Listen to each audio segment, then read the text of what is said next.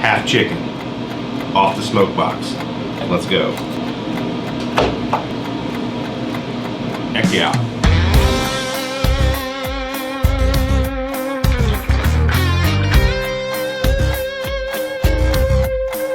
I'm gonna do my take on a Texas competition trim. It's just my take on it, so if you're down in Texas and you see me do something wrong, please be gentle with me. But if I was to go to Texas, this is how Bree and I would do it.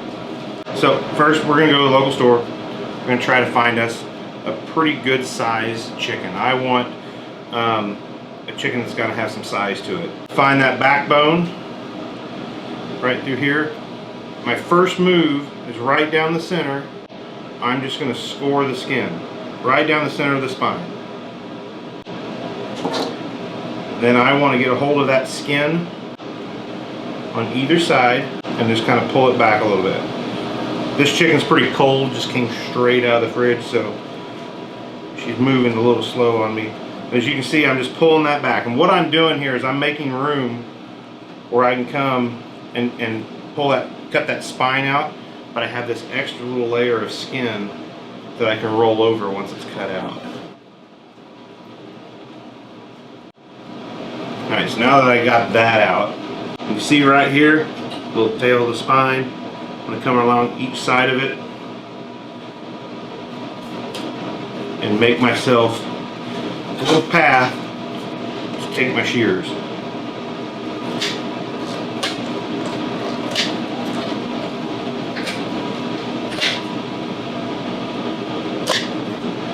If you get a good pair of shears, you need a pair of shears about like that right there. You can see they're designed for cutting through small bones, and they do real well. If you just get a regular pair of kitchen shears, you might get it done, but it might be a little harder than that.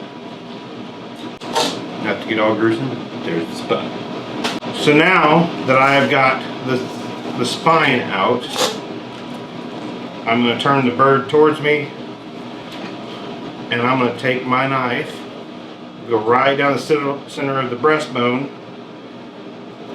and score it, open it up, and I got my first half chicken there. There's a little extras in this one. Even if you're just cooking for at home, clean up anything that's not appealing. So I know there's a big debate between wing on and wing off. So I'm going to do one each way. Take that wing off. From there, going straight into my brine. Use whatever chicken brine you like. On a whole chicken, I'm probably looking 6 to 8 hours on it, or actually on a half chicken. About 6 to 8 hours in my brine. Push the air out. And put her in the fridge. Alright, so our half chickens have been in the brine for 6 hours. Let's take them out and see what we got. I'm going to put them on a grate. And I'm going to start pulling the skin over, making it tight. And I don't have the metal skewers. They have little metal skewers that help with this. Even if I'm just cooking at home for Bree and the kids, or entertaining family or friends, I always want my food to be pretty. So this is something I would do even if it wasn't competition. And so now I'm just positioning this bird where it's going to stay exactly where I want it.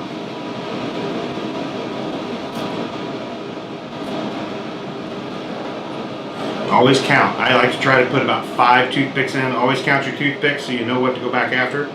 From here, we are going to add our chicken rub.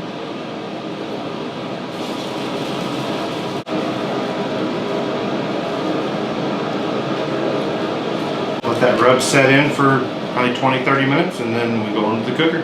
So we've got the Hooray Hurtado smoke box running at 300.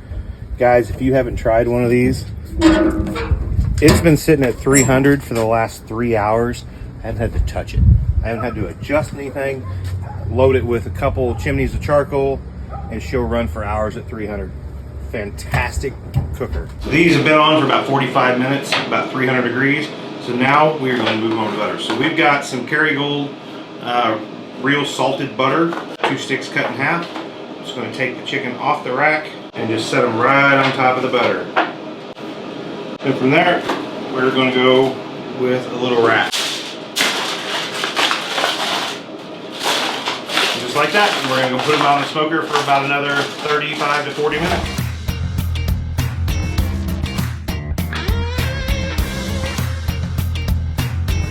Alright, so we sauced them once on the pit. Now we're coming back with that second sauce. We're going to get our shine.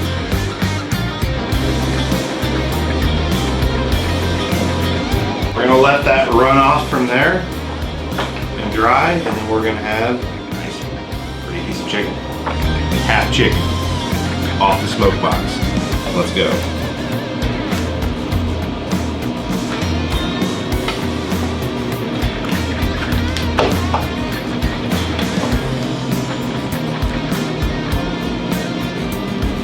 Heck yeah.